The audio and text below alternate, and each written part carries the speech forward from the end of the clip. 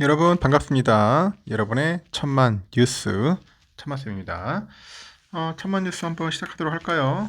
오늘 늦은 오후 시간인데 한번 또 살펴보도록 하겠습니다. 오늘 삼성전자는 상당히 분발을 했어요. 모처럼 상승의 기운을 좀 얻어가지고 올라갔고, 반면에 하이닉스가 좀 밀리네요. 하이닉스 아침에 좀 오를 듯 하더니 뒤로 약간 거꾸러지는 그런 모습을 좀 보였습니다. 오늘 코스피는 약보합으로 끝났고, 코스닥은 0.33% 빠지고요. 잘 가다가 약간 좀 힘이 없는 그런 모습을 좀 보였습니다. 삼성은 오늘 그래도 한 2% 가까이 올랐고요. 하이닉스가 1.06% 빠졌습니다. 우선주가 2.7% 올랐고, KB금융 1.7, 셀트리온이 1.3% 올랐습니다. 3번은 0.6, 현대차 1.3, 기아가 0.5, 네이버가 1.76%, 좀 빠졌네요. 이렇게 해서 오늘은 삼성전자 선방을 했고, 우선 코스닥은 0.33%좀 빠졌죠. 외국인 700억 정도 매도했고요. 개인들이 좀 샀습니다. 640억 정도. 코스닥에서는 보니까 에코프로 BM이 좀 선방을 했습니다. 에코프로가 오랜만에 6.4% 좀 올랐습니다. 좀 신나게 올라가는 그런 모습으로 좀 마무리 졌다, 그렇게 보시면 될 것 같네요. 하이닉스가 오늘 좀 큰 일을 했네요. 하이닉스 어떤 일을 했냐 보니까 321단짜리 그 낸드를 양산을 한답니다. 그것도 삼성을 제쳤다. 최고층을 차지했다는 겁니다. 낸드하고 메모리는 삼성이 최강자인데 이런 부분에서 자꾸 뺏기니까 삼성에 대한 그런 확신과 믿음이 좀 약해지는 겁니다. 어떻게든지 메모리 쪽에서는 지면 안 되거든요. 한번 지기 시작하면은 계속 한번 밀립니다. 따라잡기가 쉽지가 않다는 거죠. 하여튼 하이닉스가 업계에서 셀을 가장 높게 쌓은 낸드 플래시 제품을 양산을 했다고 하고 있고, 이로써 삼성을 제치고 최고층 자리를 차지를 했어요.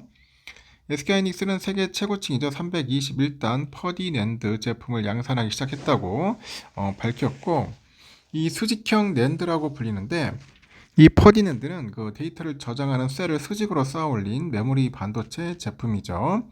더 높게 쌓을수록 데이터 저장 밀도랑 처리 속도 등이 개선됩니다. 이번에 양산하는 제품은 한 셀에 3비트를 기록해요. 트리플 레벨 셀이라고 하죠. TLC라고 합니다. TLC. 이런 방식인데 용량은 1TB다. 1TB라고 합니다. 삼성전자로서는 반년 만에 최고층 자리를 뺏게 된 거예요.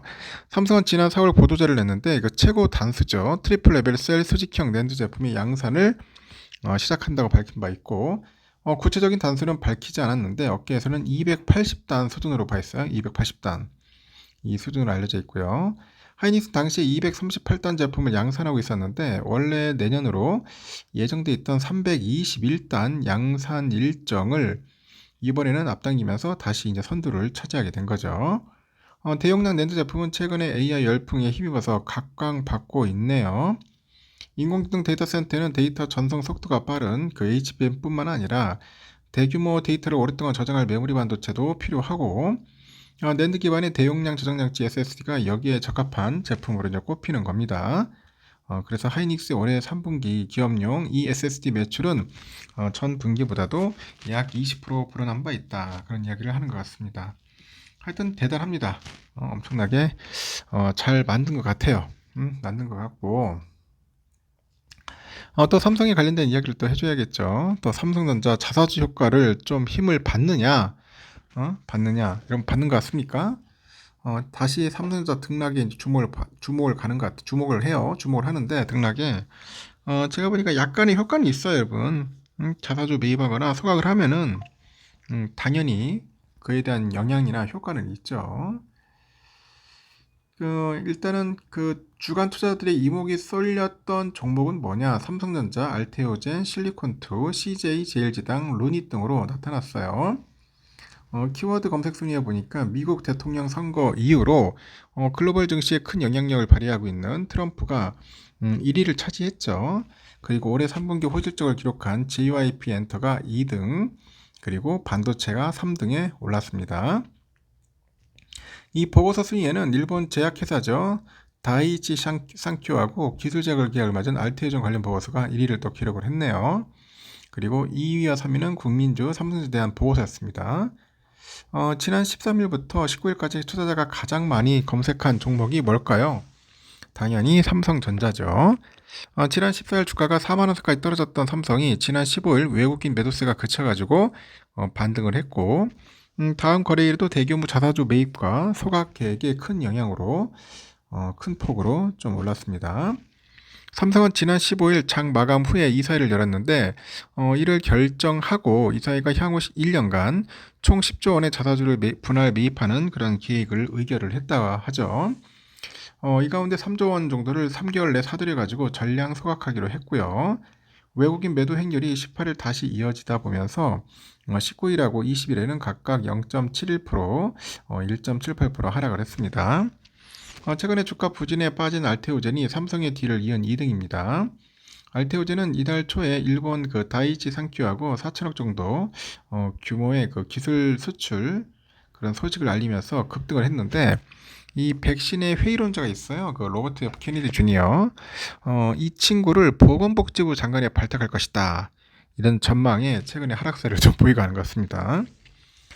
지난 18일부터 20일까지 연일 6%가 넘게 떨어지면서 결국 지난 19일에는 40만원 선을 반납을 했고, 알테오젠뿐만 아니라 신약개발 모멘텀이 주가를 좌우하는 코스닥 바이오 그리고 헬스케어 회사들은 금리의 영향까지 받으면서 큰 하락폭을 나타내는 중이라고 합니다.